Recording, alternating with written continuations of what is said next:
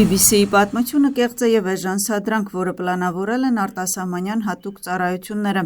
ասում է վարչապետը։ Կոբախիձեի խոսքով, կամիտ նյութը, որի օգտագործումը քննարկում է, երբեք չի գտնվել ներքին գործերի նախարարության կողմից ոչ ներկայիս, ոչ էլ նախորդ կառավարության օրոք։ Վարչապետի խոսքով մոտենում է ԵԱՀԿ նախարարական հանդիպումը և Եվրոպական հանձնաժողովի հաջորդ նիստը, որոնք նրանք կփորձեն մեջբերել BBC-ի կողմից տարածվող կեղծ տեղեկատվությունը։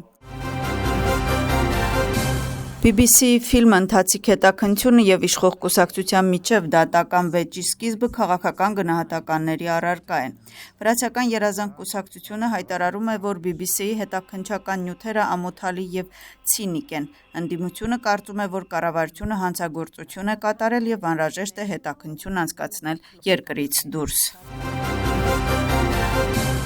Ազգային շարժումը պահանջում է հրապարակել Իգլ Հիլսի նախագծի հետ կապված համաձայնագիրը։ Լաշա Փարուլավայի խոսքով, ոչ Իգլ Հիլսի նախագիծը, ոչ էլ բազմամիլիարդանոց արաբական ներդրումը գոյություն չունեն։ Նրանց խոսքով վրացական երազանքի կուսակցությունը այս նախագիծը օգտագործում է կոռուպցիոն նպատակներով։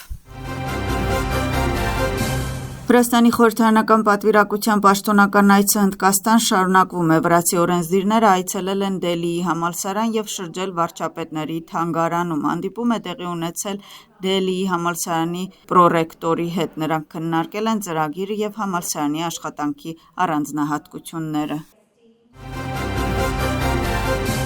Ֆինանսների նախարարության քննչական ծառայությունը կաշառք ստանալու համար ձերբակալել է մաքսային աշխատակցի։ Միջադեպը տեղի է ունեցել Փոթիի տնտեսական գոտում։ Հետաքննությունը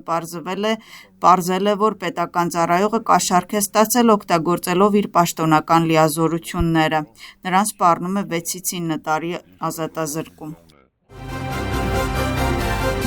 Այսօր հաշմանդամություն ունեցող անձանց միջազգային օրն է։ Տեղի ունեցել հաշմանդամություն ունեցող անձանց իրավունքների մասին կոնվենցիայի իրականացման միջգերատեսչական համակարգող կոմիտեի և խորհրդարանական խորհրդի նիստ։ Ուշադրությունը կենտրոնացվել է իրավունքների պաշտպանության և նրանց շահերը պետական քաղաքականության մեջ ինտեգրելու հարցի վրա։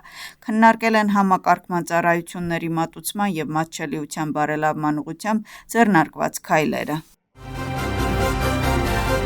Կորեայի միջազգային սոմելենների ասոցիացիայի ներկայացուցիչները Վրաստան են այցելել։ Շրջագայության շրջանակներում կորեացի գինու մասնագետները այցելել են կախեթիի վրացական գինու ընկերություններ և գինեգործարաններ, տեղում ծանոթացել վրացական գինեգործության տեխնոլոգիային և ավանդույթներին։ Քութայիսից դեպի Վենետիկ չվերթները սկսվել են դեկտեմբերից։ Հռոմից և Միլանից հետո Քութայիսից դեպի Վենետիկ չվերթները սկսվել են դեկտեմբերից։ Հռոմից և Միլանից հետո սա կլինի երրորդ քաղաքը։ Վիզայրը շաբաթական 2 անգամ պարբերականությամբ երկուշաբթի և շաբաթ օրերին Վենետիկից դեպի Քութայիսի և Վենետիկ չվերթներ կիրականացնի։ Վրաստանի օդանավակայանների ասոցիացիան Քութայիսի միջազգային օդանավակայանում հատուկ ուշադրություն է կազմակերպել Վենետիկից առաջ չվերթող ժամանող ուղևորների համար։